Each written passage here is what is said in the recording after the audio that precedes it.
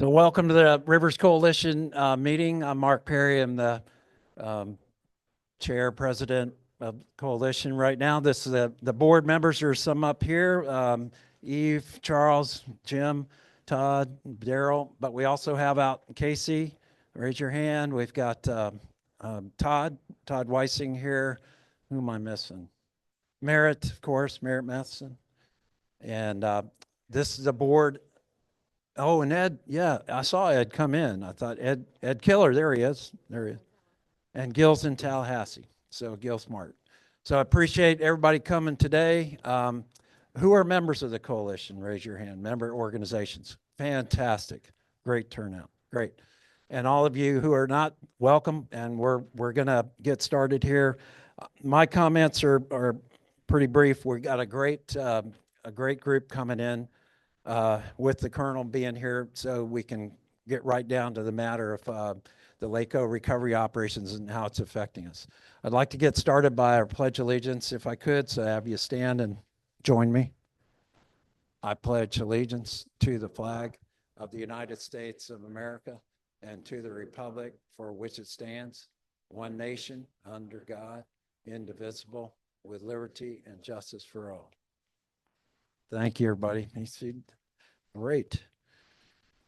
As I said, we're excited. We occasionally get the colonel. He's only been on a relatively short time, but I think he's getting up to speed on what the real issues were. He's just over on the West Coast yesterday with the Sanibel Captiva Conservation Foundation, showing them all around the Caloosahatchee. He's making a tour around different parts of our state. So we appreciate him getting out of Jacksonville and coming around to actually get his hands on and visit with us. So we appreciate him being here. We've got the opportunity now to look at how we're going to address. We want to get the lake down for the lake's health. Obviously we're all about that, but we need to be sending this water south instead of damaging the estuaries, particularly in the dry season.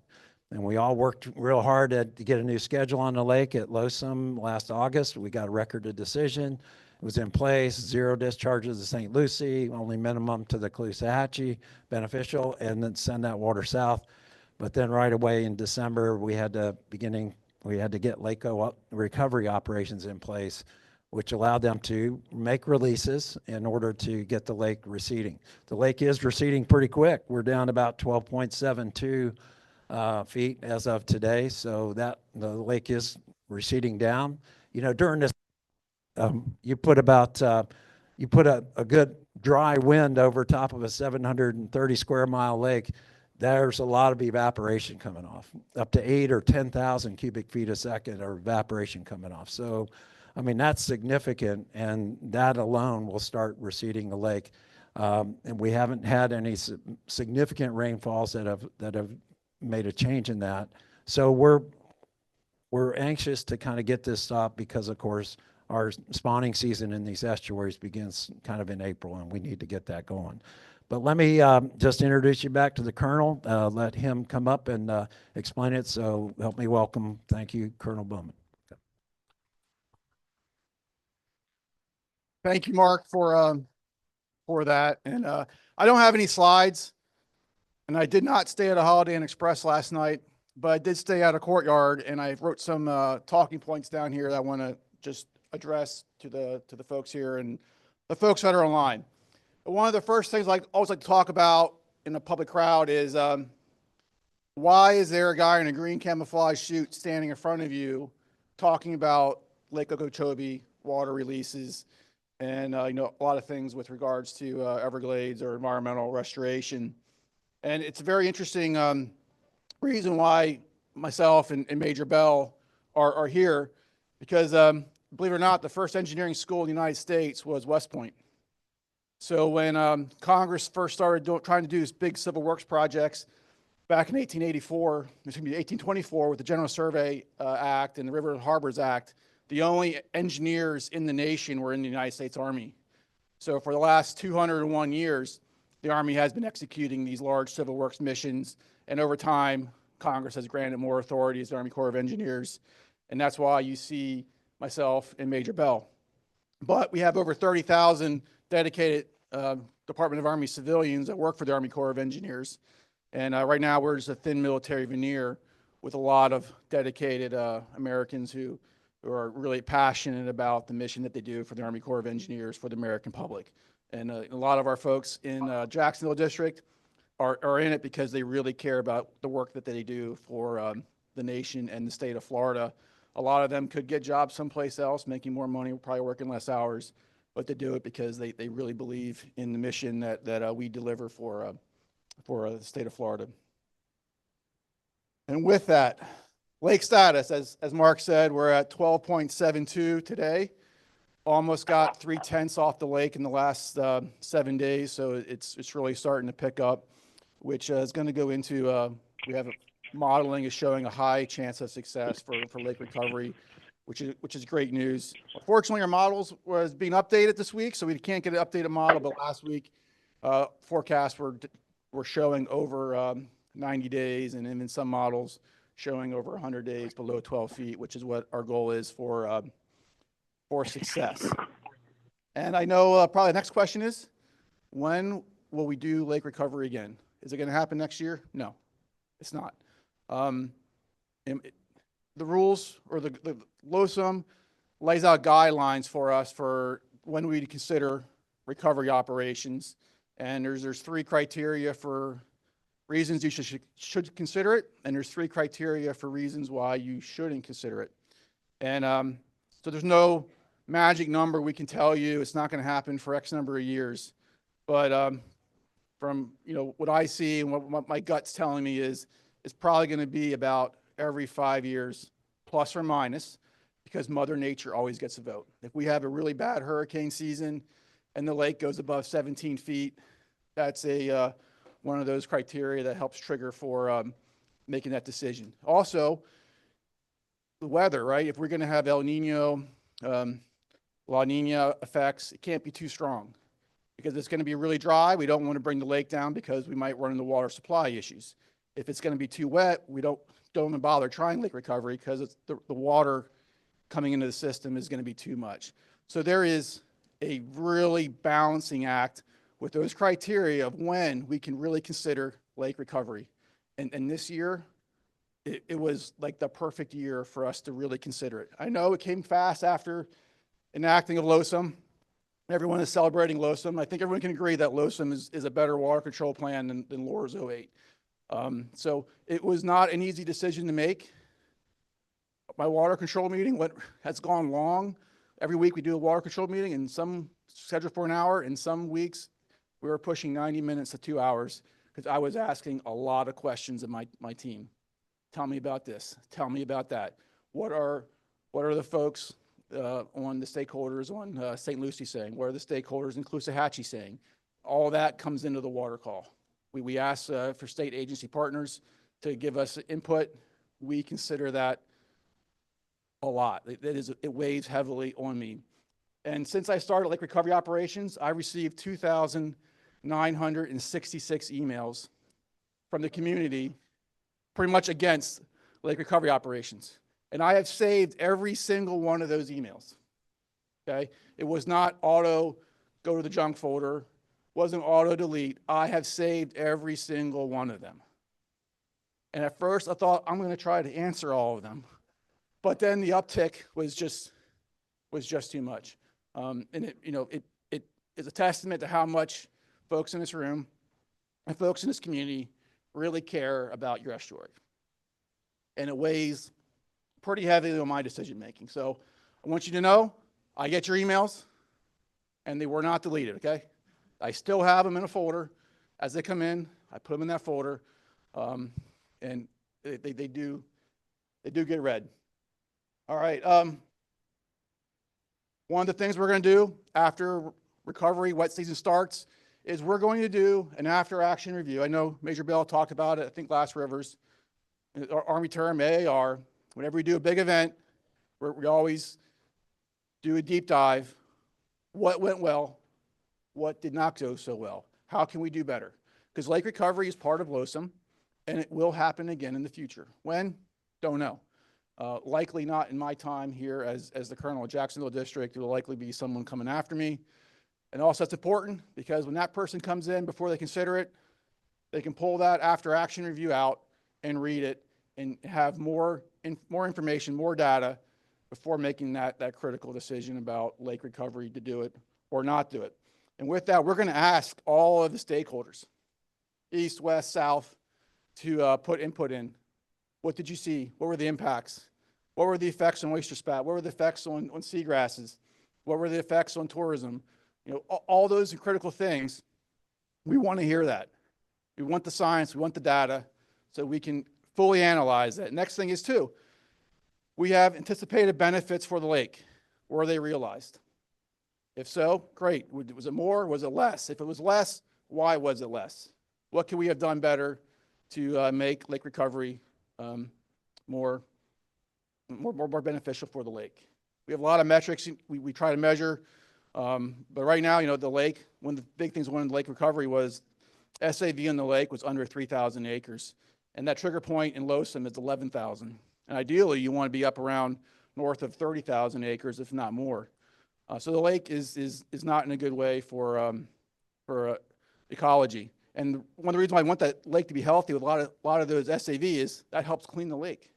It helps drop turbidity down. It helps clean some of the pollutants that are coming into the lake, and it makes the lake healthier, which is, you know, having one of the largest freshwater bodies in the United States healthier is a good thing because it's a lot of water supply demands for folks.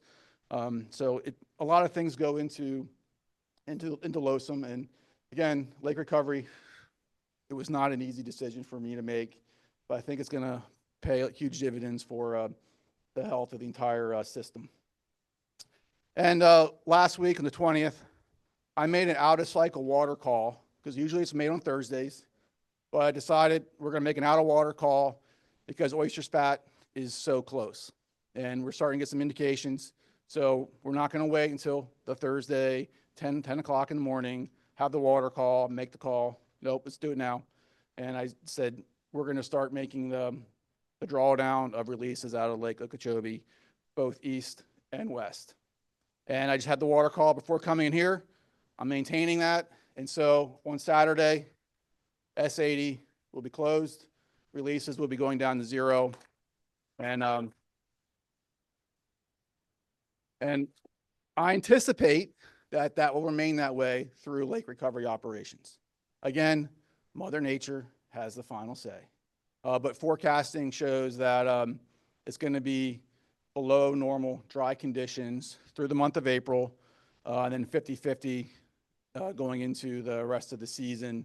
But anticipate releases will be zero for the rest of lake recovery. And lake recovery is still going on. We're not going to like call it off and cancel it. It's still ongoing until it's start of wet season, but we're getting a lot of water out of the lake. And draw to the south has picked up considerably. This morning, we're at 3,158 cubic feet a second going to the south. And that's a huge metric that we're watching. That's really going to determine how successful we are with lake recovery. And it looks like we're going to be successful. And again, just because we meet the metrics, it doesn't mean that lake recovery was a huge success. We got to look at the lake. Did ecology come back? Is the lake healthier? And measure those impacts both to the west and east coast estuaries to really understand the full impacts of lake recovery. Because this is the first year we did it, right? It's the first year, and there's lots of things we can learn from this. And we're going to definitely learn from it as well. But some of the benefits we've seen, a couple weeks ago, I was out in a fan boat in Lake Okeechobee, and I could see a lot of SAV starting to come back where in the past it wasn't. FWC was able to do some burns in the lake because it got low enough where they could, which is great for snail kite populations. They're able to burn about 15 to 20,000 acres of vegetation. That's some of it's invasive, some of it was cattails they had previously killed and needed to burn that fuel off to help prevent any fires from starting from lightning strikes. But we're starting to see some benefits on the lake, and yeah, it's so far good news. And again, we're going to wait and see what the full recovery is on the lake and what those benefits are. And hopefully we see the benefits that we planned for, and hopefully it's greater than what we thought. And with that, I'll open myself up to a few questions.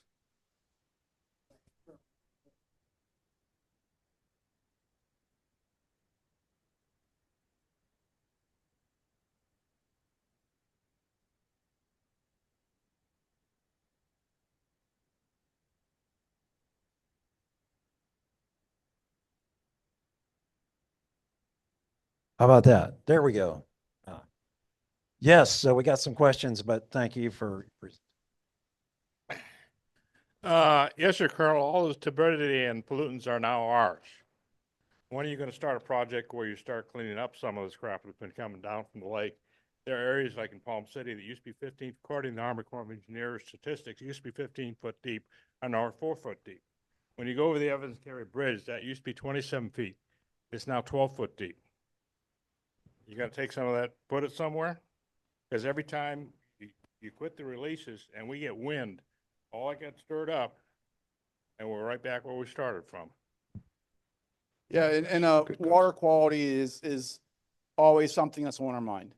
Unfortunately, I don't have the authority to address water quality. If I did, the Army Corps of Engineers would definitely do it. But the authority for water quality resides with the state and South Florida Water Management District, who we coordinate very closely with for all release decisions. And I will tell you, probably 99% of the time, we are in lockstep with each other. We have those discussions. But unfortunately, I can't do a lot to address water quality. But again, it's something that we watch and monitor for when we're making water management calls. It is something we strongly consider. You know, I think the depth issue too might be addressed, and part of one of the components of the IRL South plan is to dredge about 7.9 million cubic yards of that muck and material out of the estuary. So that's still part of the component of the plan, as well as the Corps and FIND have responsibility for navigation channels and things like that. So that's going to be part of that plan too. But during this 104-day period, when we've had 1,200 CFS coming through, it's been bringing in, just so everybody knows, about 115,000 pounds of phosphorus, about 562 metric tons of nitrogen, and about 9,300 tons of total suspended solids. So Jim is right in that they brought a lot of silt and sediment along with the pollutants in it. And water quality is a state issue, and we need to address that along with this situation here. All right, great. Behind. Thank you for being here.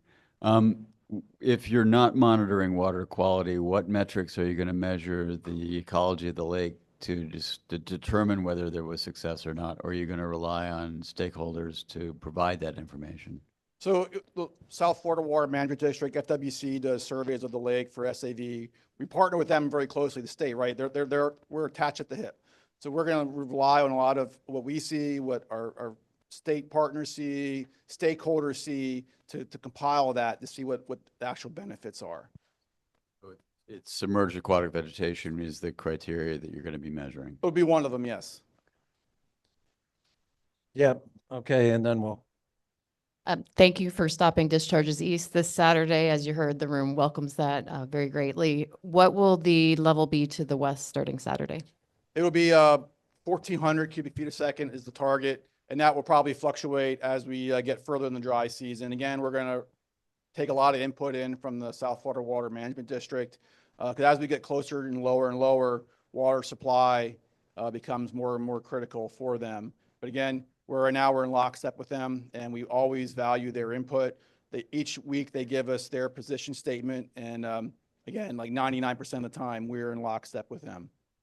That's good. They came down last week too, starting yep. Saturday from 22,000 down to 1,400, right? Yes. So they'll stay essentially at 1,400 because they need water over there. They need the water, yep. Any other questions real quick? All right, great. Well, one back here. All right. Good morning, Colonel. I have a quick question. They're already forecasting hurricane season. I hope your plans are the same in terms of coordinating with that already. Do you have some ideas that you could share with us, please? I have not seen like the official NOAA forecast yet. I did see some preliminary ones, which is showing a higher likelihood of hurricanes forming in the Gulf and unfortunately impacting the west coast of Florida again for, I think they had it like what, last 2 years.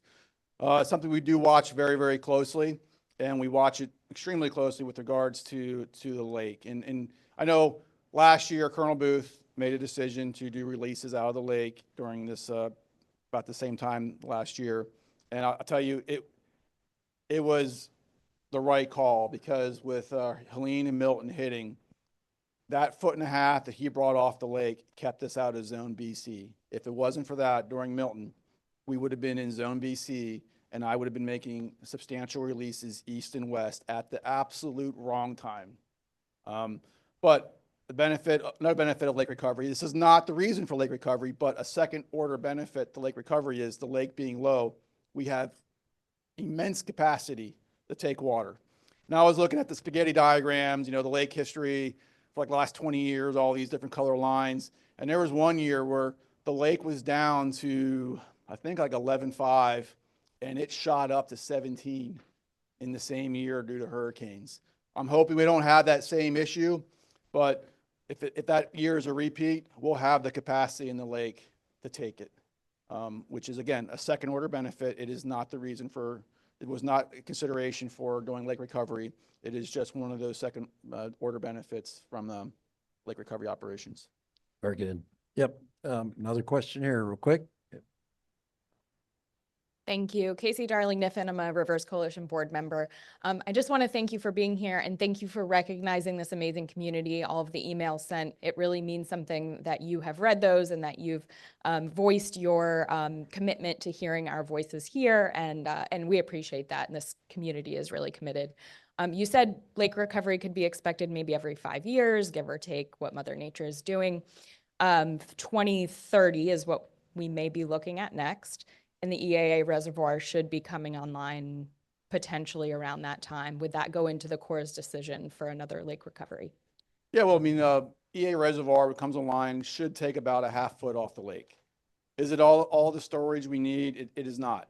But the more storage we get, the less likely that there's going to be releases sending to the east at S80 to St. Lucie Estuary.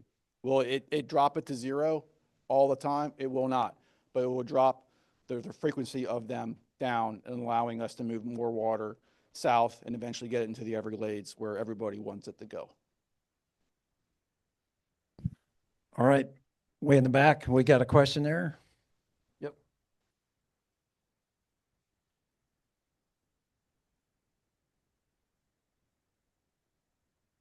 Tyler Hatfield with Channel 5. Going off the EAA reservoir, has it been fixed?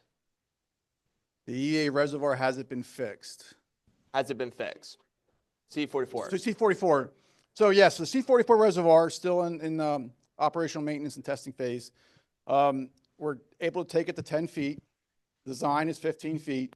There is seepage issues that's causing sloughing, which is an actual term. It's a technical term where like kind of like the ground starts kind of sliding down.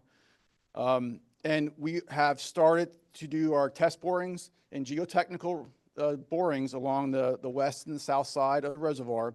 And when we get that information back, we're going to start finalizing the design to make the changes to the reservoir so we can take it up to the full 15 feet on the reservoir. It is a complicated what happened.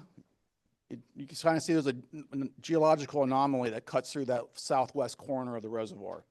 And it was there, and it's causing that sloughing issues. So we're going to sink about 120 to 130 relief wells, which is going to reduce that sloughing and get that water into the seepage canal, and will allow us to then to take that reservoir up to the full 15 feet.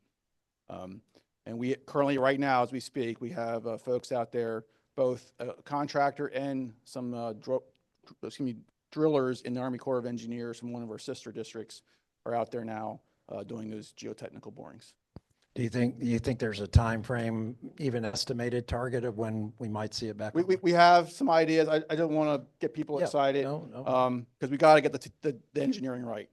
Once we get the engineering right, we'll have a good idea where we're at with it. But we are doing our best to get that engineering right and put this maintenance fix into the reservoir to bring it up to full capacity. There is no risk at the current level, if there being any failures with the reservoir, 10 feet is completely safe. We have a lot of dam and levee experts in the Army Corps of Engineers who have looked at this.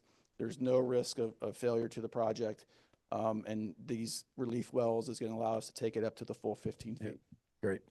It's a good deal. You know, during this time too, I mean, right now, those 3,000 that CFS that's going south is mostly for water supply to the Everglades agricultural area. There's only about 300 CFS going through the STAs into the water conservation areas or to the Everglades. And during LOSUM, this whole process was written in there that, hey, we need to send water to the Everglades, especially during the dry season. So we really need to work on capacities to be able to send that water south to the Everglades that needs it during this time of year because it's drying, and then also, you know, not have to discharge it to these estuaries. So we appreciate that. One more question, and then we'll dismiss the Colonel. He'll be around. Let it go. Diane Goldberg, St. Lucie Audubon Conservation Chair. And this is really more of a comment than a question. And it's in reference to what you said about you don't control the pollution that's coming in there and that it is a state problem. I know that in St. Lucie County, we send our biosolids to North Florida. And unfortunately, there is so much that they have there that the farms and ranches, and they're even putting it down on preserves now that I've found, when we have heavy rains, it washes down into their canals, the Kissimmee River, and goes into Lake Okeechobee. So it's certainly there is nothing you can do to stop that water from going into the lake. At least you can let us know if you can, but it is something that we can control by getting our representatives, our state representatives, to write a bill to stop the land application. But then what are we going to do about it with so much? Because we know that it's being put down in more than the allowable amounts on these properties. And that's because they are paid to take it because we have nowhere to put it. So instead, I'm suggesting that there are alternatives, and that's the biosolids to energy plants. They are very expensive. We got to get our state representatives and even the federal government to fund this, to give us grants. But we need that bill to stop the land applications too. This does harm our drinking water and our food supplies because our medical waste, PFAS, PFOS, is in there. So we are poisoning ourselves. And this is something that we are more important than, and not to say that all of these energy plants are equal. We have to find the ones that have the least air pollution. But it's up to us to get together and contact our cities and counties and get them to work together as a Treasure Coast in Palm Beach to do this, as well as our state representatives to say that we need the funding. Thank you, Diane. That's good comment. As the Colonel said, it's mostly the state's charge to work on water quality. And as you've heard me talk about before, these are the 3 watershed areas that need to be worked on. And we started with the one in the center on Lake Okeechobee year 2001 and set a total maximum daily load, put into place some BMAPs, and they're not working to reduce the phosphorus and loadings into the lake. And as Diane mentioned, we're even loading it up with more phosphorus in that watershed north of the lake with other kinds of activities that we're doing. And this 5-year average shows that about 536 metric tons a year comes into the lake from the watershed, and it should only, the TMDL is 105. So we are not meeting our total maximum daily load to the lake, and the BMAPs are a responsibility of the Florida Department of Environmental Protection. They're also jointly with the South Florida Water Management District, and the Florida Department of Agriculture and Consumer Services. Those three agencies, as Jackie well knows, as governing board those are the three agencies that need to be addressing the Northern Everglades and Estuaries protection plans. And that's those three watersheds that we need to get the pollution stopped in the watershed before it gets into the lake and causes algae blooms and problems that we have to deal with downstream. So she is right to bring us up, and we need to address that with our state agencies and get the federal help to back us up on that. So I appreciate it. Well, give it up. Thank you very much, Colonel, for joining us today. And what I really appreciate is you being around to be available in case, you know, we have follow-up questions and things too. But the Colonel's going to join us out to see the shellfish hatchery and things that we're trying to introduce clams and working with seagrass, and they get impacted by these discharges as well in their nursery environments in Manatee Pocket and other places. So he's going to see that firsthand after this afternoon with us. But we appreciate him and Major Bell being at these meetings and being around, and that's really important to do. So we so appreciate you coming. And I'll say one last thing is, I was talking with Major Bell yesterday, and one of my AAR comments for lake recovery is, I did not come here enough. I think this is my second time being here at Rivers Coalition, and I should have been here more frequently. And so I'm going to do my best to get here more often to talk with you and engage with you and hear directly from you about your concerns. Okay. So I failed, and I'm going to get better with that.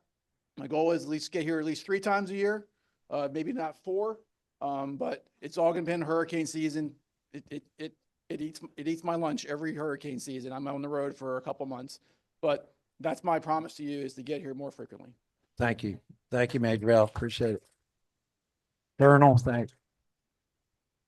All right, moving on to our kind of government agency and progress reports. We'll start with Ben from City of Stewart, Ben, and then followed by John Mayle from Martin County. And he's brought his team with him, Elizabeth and everybody. Great. Thanks, Mark. And also thanks to Mark for hosting, for anyone who doesn't know, Stetson University, the law group there, about 10 or so, maybe a dozen of the students came to the Oceanographic Center, and Mark and I were able to talk to them for a couple hours about some of the legal issues and, of course, the policy challenges we've had over the years. So that was a really good experience. And Eve, thank you for setting that up. That was really good.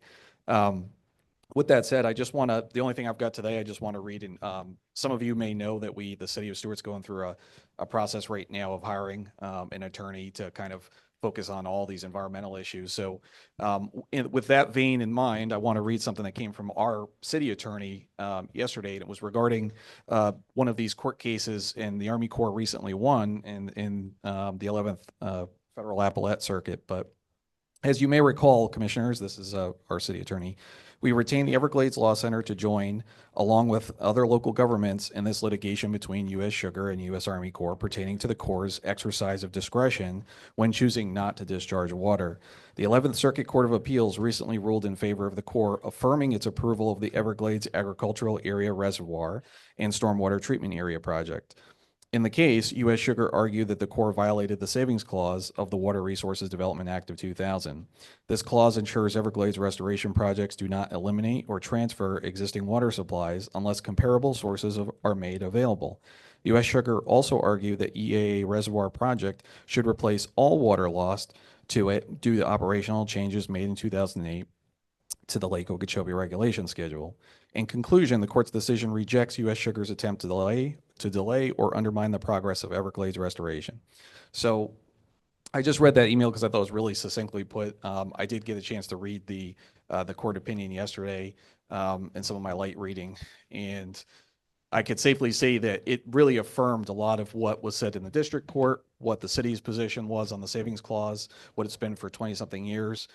We certainly agree with the Corps' position on how the savings clause needs to be applied to projects and not to operational guidance. So that's the simplest way I can put it. I think it's important just to note for this community that the savings clause issue is it was like the silver bullet that Sugar was trying to get over us, and it's such an important win in the appellate court. It's not something I would expect to go above that level, even if they appealed. But with that said, that's a W for today, and I'll take it. So thank you if anybody has questions. Thank you. Yeah. So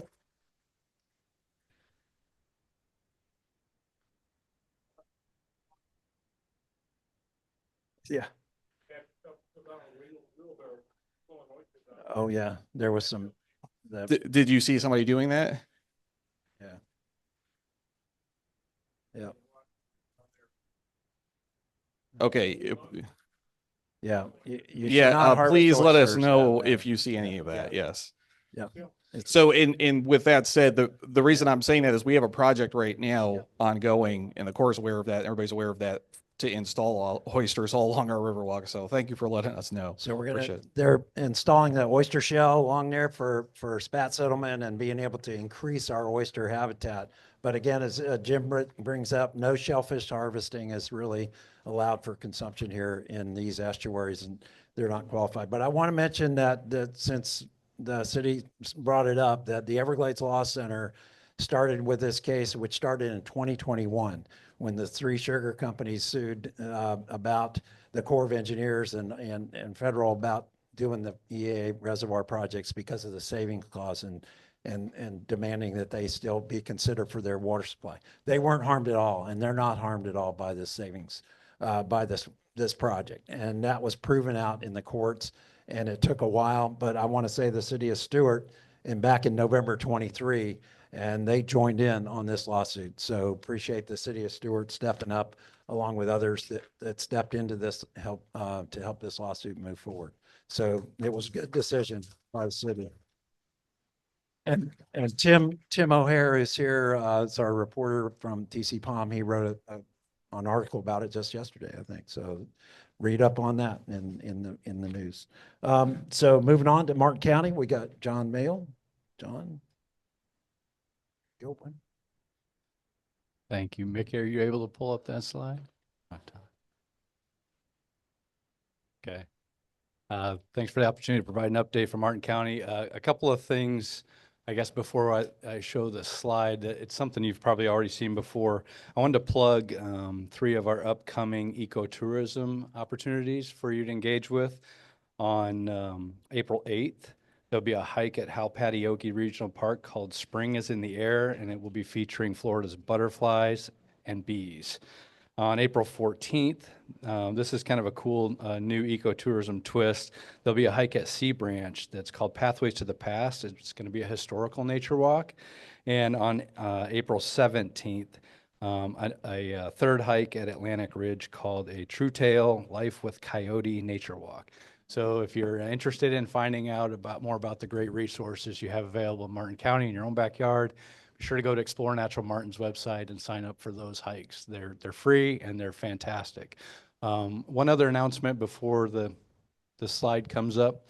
For all of you who are interested, April 16th will mark the inaugural meeting of the Environmental Lands Oversight Committee, which was established by the ordinance in November that the voters approved to raise $225 million for conservation land acquisition. The first meeting will be at the Commission Chambers. It will be, we hope to have it live streamed and recorded if you can't come.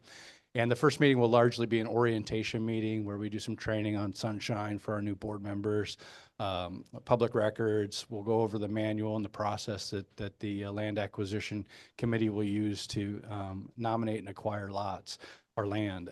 So that's really exciting. We hope by May to have the next meeting where we would actually start bringing forward nominations. We actually have one of your ELOC members here, Merritt Matheson. Go, Merritt. Am I missing anybody else? Okay, we have it. April 16th, it's Wednesday evening, 6 o'clock, Mike? 5:30 at the Commission Chambers. I think, how many of you guys have seen this before? So I'm recycling something because it's germane today. It was almost exactly a year ago today that we stopped the last round of discharge, the last discharge event. And the scale was a little bit larger than what we have been getting recently, but it's close enough that I think this is relevant. So what this illustration is showing is what our Delft 3D model that simulates the salinity in the estuary, it's showing the recovery. So if you stop the flows from the S80, this is showing how like dark water, the dark blue is ocean salinity. The really light, like almost yellow in here would be basically fresh water. And so as the tides flux in and out of the inlet, you can see how the recovery takes place. And I think what's probably most notable is, we look for 10 parts per thousand for adult oysters. We look for 20 for spawn. And it takes really almost 10 days to get to a healthy salinity regime for the spawn in the middle estuary, where we're just really concerned with future oyster growth. And in the South Fork, it takes up to 2 weeks. Interestingly, and I don't think this is intuitive, the model shows that the North Fork takes the longest to recover, because as it makes this turn, the pulse kind of pushes up into the South Fork, and the North Fork gets a little bit trapped. And so that area, for whatever reason, takes, I can't explain the engineering, but takes the longest to recover, particularly if you have some local basin runoff. But it gives you some idea of how long it takes. This maybe is mostly for the kernel. And why not do it in front of 100 peers? And then if you want this, I think we're going to have this up on our website. You can take a look at it. I know I've shared it with the Army Corps and the district.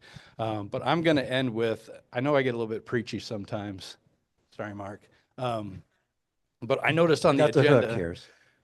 the gentleman who's following me to present today, I'm not going to steal any of his thunder, but I do have to make this comment. A couple of weeks ago, I had lunch with a really impressive young man who was recently committing himself to participating in water quality efforts for the St. Lucie and the environment. And he asked me a question. I mean, he could ask a lot of people this question and got a better answer probably, but he asked me what he could do to make the most difference. How could he be most impactful in his life with water quality and the environment? And I thought it was a great question. And it really, I thought about it for days afterwards, really. But the best answer I could come up with for him was relationships. And I think that the most productive thing we can do is to foster the relationships with each other, with our partners, the federal and state level. And I think that's where we make the most progress together. And the gentleman who's going to follow me up here today, this will make more sense why I'm saying this in a minute. He sets the gold standard for that. And I just have really appreciated his relationship and working alongside him on Everglades stuff and all things water quality. So with that, if you send somebody else up, this is going to get weird. Yeah, this is going to get weird. No, we're going to send Lawrence Glenn up from the Water Management District. And the reason all this is going down is this Lawrence's last governing board meeting was last week or so. So Lawrence is kind of retiring from that and moving on to other things, and maybe he'll tell us a little bit about that. But we've always appreciated in here and being available from the district here. So thanks, Lawrence. Thank you. And I didn't bring a presentation, and I apologize. I usually bring science to bear on all the issues that we have.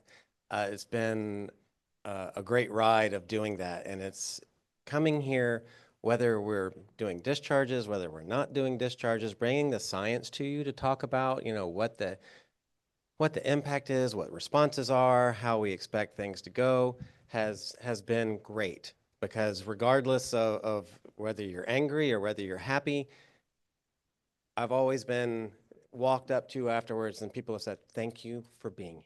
Thank you for bringing the science. So I think that is always important. As Colonel Bowman said, we're in lockstep with the Army Corps, and my team at the district, we provide science input to help the decision making that is very tough, very difficult. For how the system is plumbed right now, there's always going to be an area that kind of takes a ding to help another one do well until we complete SERP. So, that's a little bit out, and those decisions are hard. And so, you want to have the best science available to bring to bear to say, what decision are we going to make and how are we going to make it? So at the beginning of recovery operations, I came to you, I brought a slide and showed why are we doing it? and why we were doing it was because, as he said, we've fallen below 3,000 acres of SAV on Lake Okeechobee, and that's been sustained for a while. So when you don't have that SAV in the lake, you have lost all of the nursery habitat for the fishery. Lake Okeechobee is a world-renowned bass fishery that its status fell off of the top 10 in the country this past year because recruitment doesn't happen. So moms lay their eggs, those young fry need to be in dense vegetation, so they're not eaten. And there's no dense aquatic vegetation out there for them to go hide in. So that's the base of the reason for recovery, was trying to get SAV back because it's such an important habitat within the lake.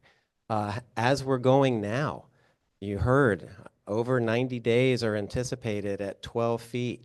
That's the goal of recovery, was 90 days at 12 feet or 60 days at 11 and a half. And we are very, very positive we're going to achieve that. And what that does is it dries the lake level down, and it creates a lot of surface on the bottom of the water that sunlight can penetrate and have regrowth of vegetation. Then you want to have a slow ascension rate. We've talked about getting water down. We want to have water down for a period of time so those plants can grow. And then we don't want water levels coming up so quickly that it grows faster than or creating too much depth that light can no longer penetrate to those young plants. So just as important as us getting this water down is we're very hopeful that we don't have that year where we all of a sudden jump 4 feet because of a hurricane. So we want a nice slow ascension rate. Do we expect to get to 30,000 acre feet in a year?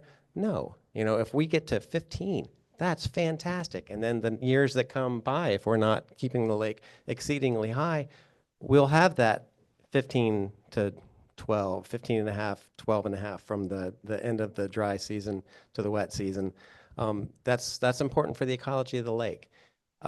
My team has been looking at estuary conditions. I started talking to my governing board back in January saying, hey, March is the time that reproduction starts happening throughout the system. About mid-March, we're really going to want to be thinking about reducing the estuaries, because that's when everything starts to reproduce. When we're talking about reproduction, you've heard oysters today. So those oyster larvae, they go up into the water. The adults only need about 10 salinity. The larvae and the spat that settles needs 15 or higher. So when you have these flows that are coming through, there's two things that flow can do to oyster spat. It's either they're coming in and it's that fresh water is making salinity too low that kills them, or it's a driving force that pushes those free floating larvae out past where the oyster beds are so they can't deposit and they just go out to sea. So those are the two reasons why you want to reduce. You want to make sure that you're creating the condition that's optimal for them to settle and then survive. So we provided last week, as soon as we contract FWC to do monitoring in the St. Lucie and in the Caloosahatchee, as soon as they reported back to us, we see spat. It was in low numbers, but they said, we see spat. That has initiated. We got on the horn to the Army Corps and said, we see spat. We are going to recommend a reduction in flow. So there's that synergy, where we work in lockstep with them, because we love the ecosystem as much as y'all love the ecosystem. I have scientists that work on the St. Lucie and on the Caloosahatchee that, they'll fall on the sword, and the science is part of the decision making, because there are so many other aspects that have to be considered when you are managing water within this type of environment. Water supply is a big thing. Navigation, there's so many different things that you worry about when you're going through and making these hard decisions. And we just make sure that the science is brought to bear. So we heard, what about water going south, at about 3,000 going south? Still got it? Okay. We have 900 CFS going to the STAs. So we have 600 going to STA 3-4. That's 200 for each flowway. That's the max that wants to take during the winter. We have 200 CFS going to STA 2, and we have 100 CFS going to STA 5-6. And Mark, will ask me at every governing board meeting, why are you not sending more? Why are you not sending more? And we're sending the maximum practical through the STAs. The STAs are just like your estuary. There are periods of time where they don't want water or want reduced flow. So they work really hard. It's a natural system. So it's a marsh that's out there. It's natural. It gets hammered hard doing its job during the wet season. During the dry season is our opportunity to get out and do vegetation management to make sure those plants are as healthy as they can be going into the next wet season. So there's periods of time, just like now, where the oyster spat are there and saying, don't send water, where we want to send not as much water through the SDA so they can recover and be healthy to do the job they have to do to meet QBEL coming up in about a year and a half. So, we're looking at everything. We always look for opportunity to go. I mean, we have 1.16 million acre feet sent to the STAs this year. 287,000 of that originated from the lake. So that's a quarter. 25% of the water that has gone through the STAs this year is from the lake. So we look for every opportunity to move that water. Mark talked about, the Everglades, the top of Water Conservation Area 3A is drying down. Everywhere is dry right now, and everywhere wants water right now. And it's just trying to get water where it can go in a drought, because if you look at the drought index, it is drought conditions. So it's going to be an interesting ride for the rest of the dry season to see what happens. I know wading birds are going to take a pretty big ding within the Everglades this year, but natural systems have a cycle. They have really good years. They have really bad years. If you're looking at reproductive success for wading birds, they want to have a good year about every 3 or 4 years. And we've done that. So you have a bad year. As humans, we tend to humanize things and say, oh my gosh, they've had a bad year. It's horrible. I can't believe they're not fledging their young. But that's just part of the natural cycle. So we won't have a really good wading bird year, but we're hoping to have an incredible bass spawn, and a great bass spawn and a great reproductive year for bass in Lake Okeechobee. We're hoping that with these reductions, we're going to have an incredible oyster spat season and great production for oysters. So we look at pros and cons. We try to get as many pluses as we can across the board. It's a hard job, but it's a fun job. And it's fun coming to talk to people who are really concerned about their particular area, because there's nothing like that support. But I appreciate everybody supporting me in the years that I've been coming here. John, thank you. You're the best. And thank you. I'll take any questions you have. Good. So Lawrence, before we take question, what's your next step? Are you headed out of the country or? No, my next step, as Where you heard about, you gonna be around? he was just asking about BMAPs and TMDLs, and they're not working. That's going to be me. I'm going to Tallahassee to run the BMAP and TMDL program to improve water quality across the state. I just wanted everybody to know that. Hey, quick question, Todd? Yep. I was just going to say, with the oyster spat determination to reduce the flows, how do you address the chicken or the egg issue of that the fresh water may prevent the oysters from spawning in the first place? So why do we wait until we see it? I thought maybe March 14th would have been the cutoff just from a calendar standpoint. Yeah, spawn is really is initiated by temperature. And so, yes, could we have done that? Absolutely.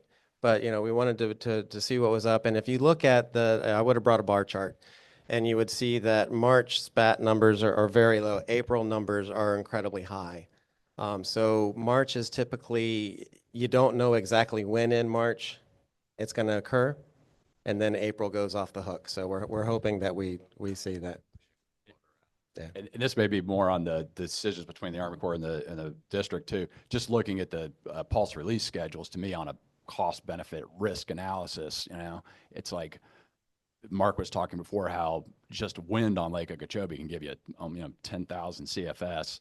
At that time, we were maybe 1,600, 1,400 CFS. I mean, it's such a small amount relative to the whole system. at the risk of really not knowing if the oysters are spawning or not. And so why eke it out just 2 more weeks to get another, half a millimeter off the lake?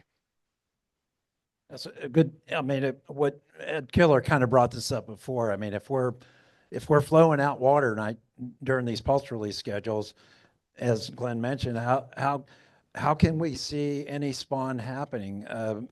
If we've got flow going across in the lower salinities, I mean, that's kind of like the chicken and egg kind of thing. I mean, but what we do rely on is historic data, and what we do rely on is we know that March-April period is we're going to normally see a spawn even during other periods of the years, not when we're not doing releases. So those are the timing that's why we monitor the things over longer periods of time, so we can see, okay, you usually get these spawns that start happening in mid-March or, in April. And so we go on that guidance rather than just, okay, we observe it or we don't observe it, but we better know that that's the time they need to stop the flows. And that's kind of where we go on. All right. Well, thanks, Lawrence. Appreciate you so much. And I hope you keep coming back, because we'll get you coming back. All right. So next up is any other state agencies or federal agencies. We have heard from the Corps, anything from the district or any other state or federal agencies in the room. We do invite them to participate with us. Lake Okeechobee, I don't see Paul Gray is here with us. Is he online by any chance? How many participants do we have on Zoom? Yeah. 25, okay, but not Paul, right? Because sometimes Paul's able to give us an update. But you heard some from, I think, mostly from Lawrence, is that the lake is coming down quickly. They were able to control burns, help the snail kite nesting and things. So they really monitor that, because the recession rate of the lake is also really key. If it recedes too fast, it's going to be detrimental for other wildlife out there. So they do keep an eye on that. Paul is always really good about explaining to all of us how the lake is vulnerable to those kind of conditions. Going ahead to Gil Smart is not here with us, but maybe Eve can give some updates on the, we're in session right now with the state session. So there's lots of bills being proposed, lots of stuff going forward. We participate every Monday on lobby calls about how to figure out what are the impacts of these bills going forward in committee, and it's like a whirlwind up there right now. So turn it over to you. Thanks, Mark. Sorry we didn't get the agenda updated before we realized Gil was going to be in Tallahassee during this meeting. So I know that this group is mainly concerned about Lake Okeechobee discharges, but there's a lot of overlap between folks who care about this issue and folks who care about our state parks. So I'm going to keep my comments focused on the state parks bill. You'll recall that last summer, more than 300 people showed up right next door to beat back the threat of harmful development at 9 state parks across the state, and we were successful in that. So a pair of bills have been filed by our local state senator, Gail Harrell, and one of our local reps, John Snyder, to prevent that kind of thing from happening again. These bills are a good start in their current form, but they need to be improved to really make it ironclad that we don't face these threats again. There's language in there, for example, that says we should allow development on disturbed uplands at parks to the maximum extent practicable. We're concerned about that because Camp Murphy, the old military installment at Jonathan Dickinson, was where they wanted to put those golf courses, and that could be considered disturbed. So we want to tighten up some language like that. There are a couple other small things. Senator Harrell, to her credit, is receptive. We've been in touch with her this week, and so is Representative Snyder. So we need to see these bills get moving, get buy-in, and land on the governor's desk for signature. He said these ideas were half-baked when he had a press conference and called them off last summer, so let's hold him to his word. That's SB 80 and the companion bill in the House. I'm blanking on the number on that. Thank you, and HB 209. And if you want to catch up on other legislation filed this session, go to everglades.org, click on legislative accountability. We have a whole bill tracker there. Thanks. That's awesome. Yeah, I'm sorry. One last thing, Mark. I apologize. Yeah, no, right. April 5th, there's a State Parks Love Fest. So folks are going to come back out to gather to encourage the passage of these bills. Jonathan Dickinson, 10 a.m. to 2 p.m., and at other state parks across the state. This is a coalition of groups. That's April 5th, 10 a.m. at Jonathan Dickinson, outside the park, right outside there. Great. Well, there's a lot of things going on. On April 6th and 7th, we're headed up to Tallahassee on Everglades Action Day. All the Everglades Coalition folks, or 60 organizations, we're all gathering up on the West Coast and the East Coast. 2 buses going up there. We're going to have 60 plus meetings up there with all the legislatures to promote the Everglades, action, the Everglades restoration efforts that need to happen to help connect all those waters the way they should be, and get them fixed up.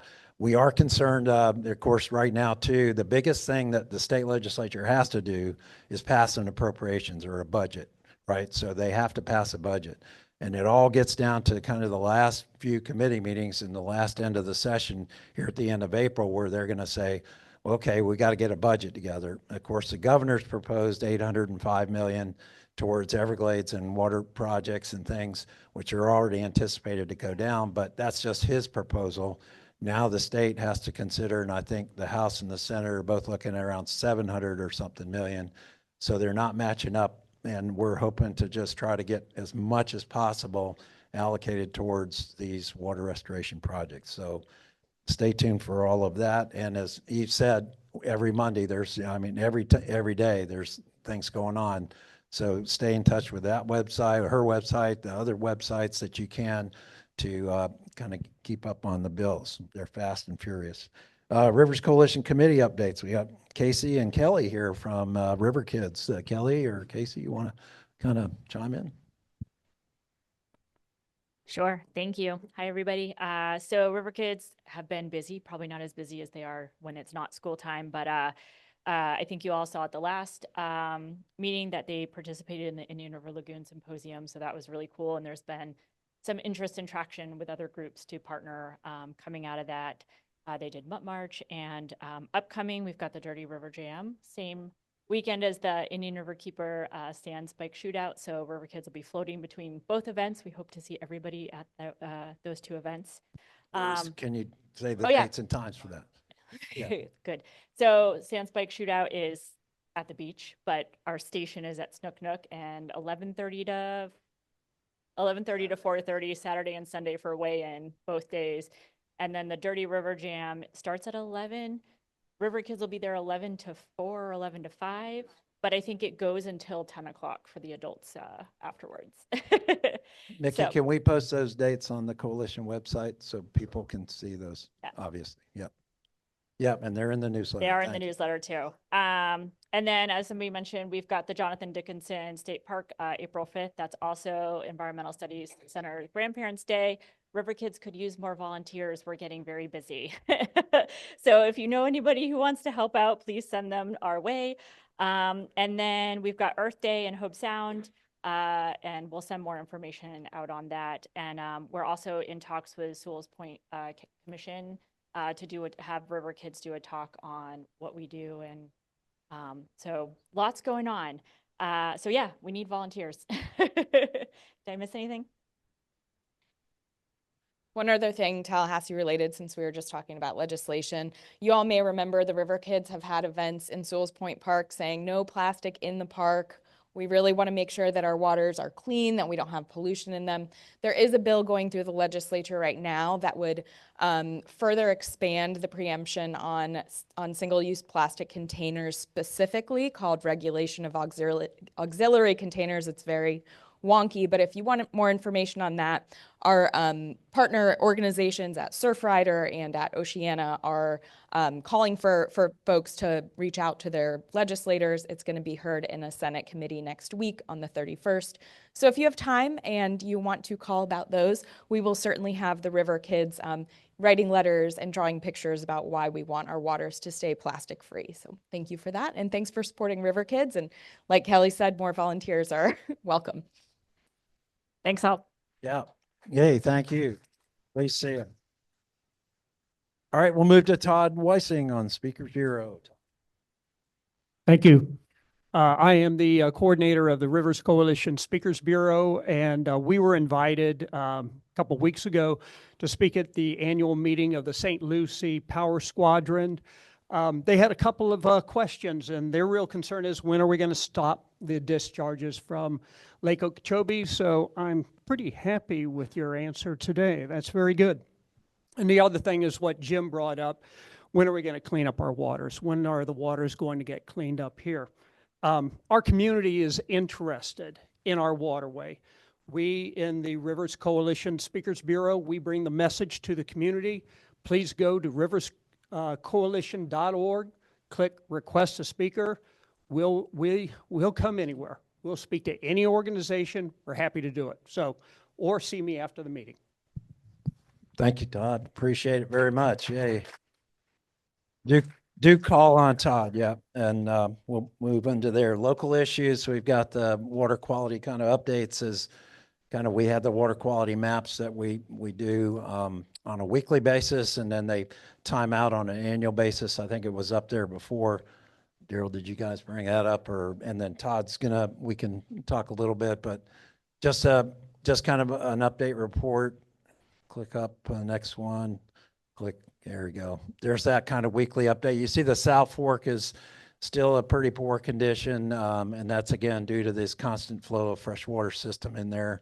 And next slide, you can see the annual kind of updates of where we were. As was mentioned before, we're kind of in that, we had that real depressed period of time in that October situation when it first started, and then we're starting to get up and out of that flow. So the last year here, at the end of the year, we're starting to see a little bit above that grade, but we need to get it higher. Next slide is, I guess that's it. So if you have questions about that, you can scan the QR code and go to the website and get all that data and information under our page there, an advocacy page. So Todd, we got any seagrass update? I know you were out there on the weekend. I guess you were out physically out there. So give us Am I on? Give us an observation on the seagrass. All right, let me see if I can pull. I often put my slides together while people are speaking so that I can give people some more information on what was being discussed. Let me get the PowerPoint off real quick. So seagrass, how's the seagrass doing? This is the latest satellite imagery of Sailfish Flats, and you can kind of see, let's roll it back a couple of slides. That was kind of a washed out day, dark but light, so it's the theme is despite this, recovery operations we've been going through, it's nice to see that there's actually seagrass out there. And there's been years at this time when it's been completely bare. You can go to this page on my website and back up and see it just completely bare in March. If I can do it with one up. So what are the dates? I accidentally went back. Okay. I could go show that. Okay. Yeah. This is what it used to look like in 2007. So okay, 2007. We've got a long See way those to go. Dark areas. Yeah. But if I can climb over to some of my iPhone pictures, I did go out there in the boat. That's what it looks like on the. It's thin, but it's there. Thin and sparse, so, but it's there. It's good. And the other thing, I'm not seeing the algae all caught up in it like it has been in the past. So if we keep the water clean, and it's awesome that we're going to go to zero this upcoming week, then maybe when we hit the growing season, just like our lawns, it'll take off and start getting thick out there. I put this slide up a little bit while the Colonel was talking. This slide's on the site too. Just because it's all about educating everybody so we understand what all this, gobbledygook that we're talking about with, federal, state, recovery, normal operations. This green band is what they, is the recovery envelope. But I put these two red bars down here, which kind of show what their target is. They want to get down below 12 feet for 60 days. Mm-hmm. And the Colonel talking about where we're in a completely different position last year. This faint line up here, if you can see it on the screen up there, that's where we were last year. And the difference is up there. We were, as of today, we were 2.69 feet higher, like literally 3 feet higher than we are right now going into this season. So we're in a much better position being low, because if we get a hurricane, like you were saying, there's a lot of capacity in the lake to take a couple of storms and not have to annihilate us over here. And so we're in 2 meetings ago, I missed the last meeting, but I was saying, my wish was not for anything other than Mother Nature to give us dry weather and that we could be in the sweet spot of the recovery envelope. And as you can see, that red dot is where we stand right now. It's kind of right in the middle of the recovery envelope, going to go to zero.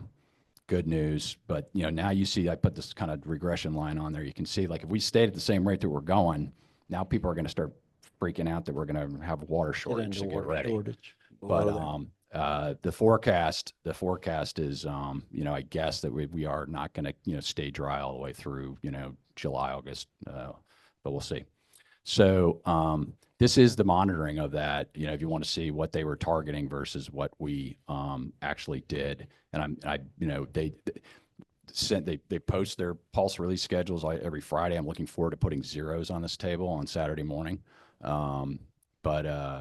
The totals are down there. Some people have been asking me, like, how much have we gotten in billions of gallons? How many acre feet have we got? If you go all the way down to the bottom of the table, it tells you, I haven't looked at it in a long time, but it looks like just through C44, we've gotten 255,000 acre feet. That's 83 billion gallons that have come just through C44. And that's 93% of the water that's coming to the St. Lucie River. Colonel was great. also talking. I love data geeks, don't you? I mean, Yeah. as a scientist, this is just Cut me off good if I'm giving you stuff, too but, much information. Oh, but on that those numbers. slide up here, there is a hyperlink because we were talking about Yeah. LOSUM and it'll take you straight to that factors that the Colonel was talking There's a about. LOSUM schedule, yeah. Sorry, it's in there, but the three criteria, and one of them is the 5 years that we haven't, had to have recovery operations in the last 5 years. If I can scroll down, there it is, So right there. hopefully we'll Lake get it. stages have already receded below 11 feet for any length of time in the last 5 years. So, if we get down there, hopefully we won't see it again for another 5 years, at least. Salinity in the St. Lucie River coming back up. That was my question earlier. Lawrence answered it. That's the blue line that kind of is mean above that Yeah. yellow, So when we yellow were- bar is 10. Is Yeah, about when we were 10. right before the 14th, it was kind of sliding down, and I was, kind of asking folks with email, are we going to cut it off now? Because how do we know the spat's going or not? And I guess that's it. I did throw this slide up here just to remind myself in honor of Lawrence. Lawrence has been very open at answering questions and things like that. These are my maps that show the annual reports and have all the data for how much nutrients are coming out of each one of these basins. And this is where this BMAP stuff comes in. And he's going to be our BMAP guy in Tallahassee. And he's a big gator, and he's going to be in enemy territory. Big up there. gator, big deal. Yep. And he's going to be up there in enemy territory. I'm making the Tallahassee. connection here. So I'm looking forward to getting his email so that we can continue. So I can ask him questions, and he will answer them, and it's good. And because I do honestly have a little more of a challenge getting things out of FDEP than I do the South Florida Water Management District. That's the So, 3.4 million acres of watershed you see in that colored area. So every activity we do in that watershed runs down into the Kissimmee Valley and into the lake. So that's what we all live in, a watershed, whether it's this watershed of the St. Lucie Indian River or the watershed in Lake Okeechobee or the watershed over in Caloosahatchee. And it's our responsibility to make sure that the runoff is all, higher quality. Thanks for passing it on. We'll go to Jim Moyer as Riverkeeper, Indian Riverkeeper. Hi, thanks you all for being here. We talk a lot about salinity in the estuary. The turbidity has been really high, and we've been lucky that we're in a lunar tide cycle where the depth of the water is pretty low, but the turbidity, the water clarity has not been great. And so this seagrass recovery locally is good. It's better further north in the lagoon as an average than it is here, where we really should have great flushing and great opportunities for really good seagrass recovery, but it's lagging other places in the lagoon, and it shouldn't be. I mean, we should be as concerned about the turbidity in this local estuary as we are about salinities. Because it's really inhibiting a lot of the recovery in the estuary that we could be getting otherwise. Manatees are getting hit by boats again. We did have a sperm whale visit our beach yesterday. It was pretty exciting. He didn't quite make it to shore, which was great. Turned around and he's someplace in the Bahamas now, we hope. Northern Indian River Lagoon is seeing some really sort of phenomenal seagrass recovery. And, Mosquito Lagoon is looking really good. Some of the northern IRL is actually seeing seagrass, and it hasn't for 7 years. And so, the St. John's Water Management District is pretty proud of that. And I'd love for this South Florida Water Management District to be equally proud of seagrass recovery. The Indian River Keepers having a Sandspike Shootout, which is a pompano and whiting tournament starting this Saturday at 11 o'clock, and it'll be running through Sunday at 5 o'clock or 4:30. Dirty River Jam, please come out and enjoy, and love your estuary. We'll see you on April 5th at Jonathan Dickinson State Park. We really need as many humans out there as possible. There are a lot of really bad bills, and I think Gil Smart is one of the best resources, but so is Casey. There are some incredibly horrible environmental bills that are being proposed this year, and some of them are in disguise. There's a voter freedom bill that has all kinds of really kind of crazy ideas that have nothing to do with voter freedom, but have a lot to do with not allowing inspections and also giving equal rights to all power, which I think goes in the face of rules of the road for the last 200 years. And it would literally permit boats to be, motorboats to be on lakes and streams and springs where they have not been allowed for a long time. So that's just one of those bills that is not really sort of ringing the bell, but should be. And so that's just one of many other really kind of awful bills that we need to be aware of. So please write your legislators when you become aware of a bill. If it doesn't smell right, it isn't right. So thank you very much. All right, thanks.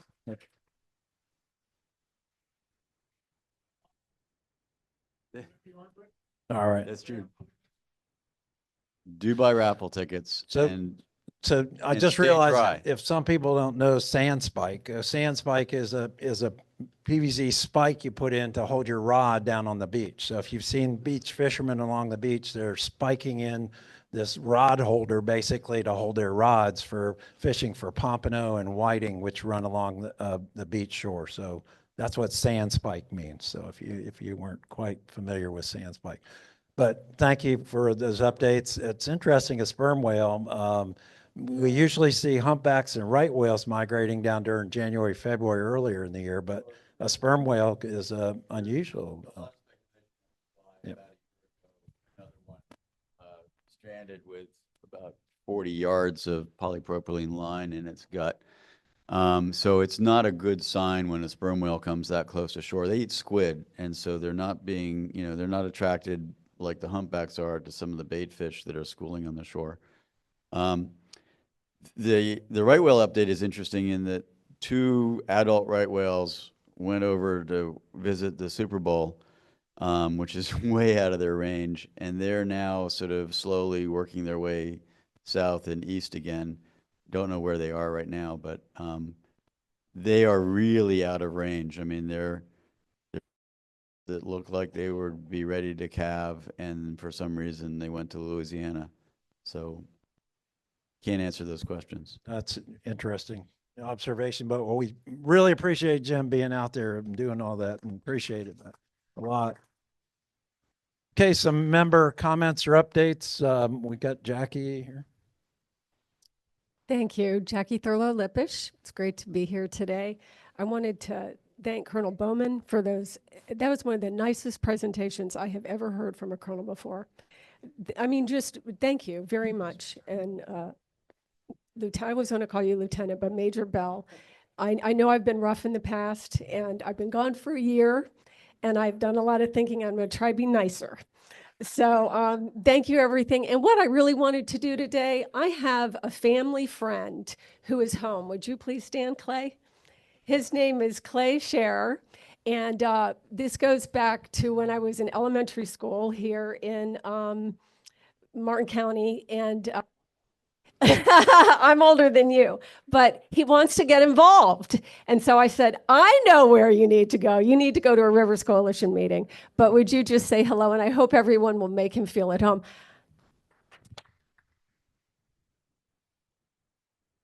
Thanks, Jackie. And you caught me by surprise, so I'll be aware of that in the future. But yeah, nice to be here. Thanks, and hope I can get involved and help out a little bit. Let's see. Merritt, go ahead. got some Hi, update? Merritt Matheson, Rivers Coalition board member, and on behalf of Rivers Coalition, your Environmental Land Oversight Committee for Martin County Forever. It was already mentioned by John Mayle, but April 16th, 5:30 to 7:30 at the County Administration Chambers will be our first meeting. A lot of it will be, going over some technicalities, sunshine law, stuff like that. But how everyone in this room can help, I myself would really like to see the county bond the future revenue for that money so we can actually move forward quickly and start purchasing a lot of this land as soon as possible. As many of you know, real estate in Florida generally just goes up. So the sooner we act, and in the ordinance that was approved by the voters, the county has the authority, they're not mandated to, but they have the authority to bond up to 80% of the estimated revenue. As an example, Jonathan Dickinson State Park, the county-owned land in some of the sections of the state park could not be encroached by the state actions. So the more county-owned land we have is another layer of preservation land going on to the future. So please, now until April 16th or going forward, if you can't make it to the meeting, write your county commissioners, encourage them to bond this money so we can make large purchases right away for conservation.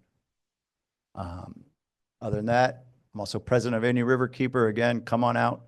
It's our annual fundraiser, Sandspike Shootout, Snook Nook, 11 to 4:30, Saturday and Sunday. There's raffles going on, and we can sit and chat and talk about the lagoon, and you can win some great prizes from some of our sponsors. So Thank you. Thank you. All right, good job. Oh, and Jackie, we love you just the way you are. You don't have to be nicer. All right, any member updates? We got Guardians here. Yep, Greg Braun with the Guardians of Martin County. We heard somebody say earlier this morning that it takes everybody working together to try to pull these things together. And I know for the Corps of Engineers, it's a big ship and it's had steam for many years. And so it's going to take a long time to right that ship. Same thing with DEP and the TMDLs. If all of you want to help, the Guardians are continuing to work on our Loxa-Lucy Headwaters project. We're fundraising for acquisition number 3 right now. We're taking donations everywhere from $25 on up. We've got hundreds of thousands of dollars already committed to this, and we're moving forward. If you're interested, see our website or talk with me afterwards. Thanks. Great. Diane? I ask if anyone has not signed the petition for clean water to get it on the ballot.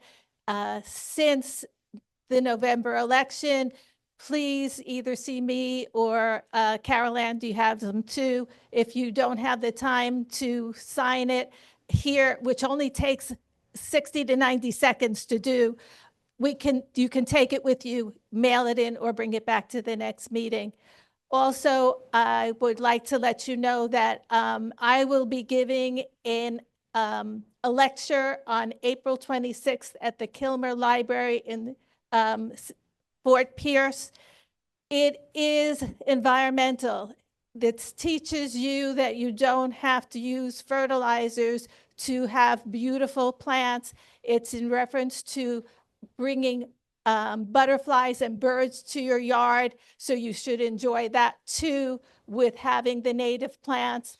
And I will be giving away some seeds and some plants too. So it's at 2 p.m. Please join me. Mark. Thank you. I've got a quick St. Lucie announcement. Audubon, appreciate it. Yeah. First of all, I want to thank or appreciate the journey that Jackie and Ed made aboard their vessel. They completed the Great Circle Loop, which is 6,000 nautical miles. And it took how many months? A year, 8 months. That's quite a feat. Thanks. And they're still together. Still. Ed and Jackie are still together. Okay, we got some other thought. Yep.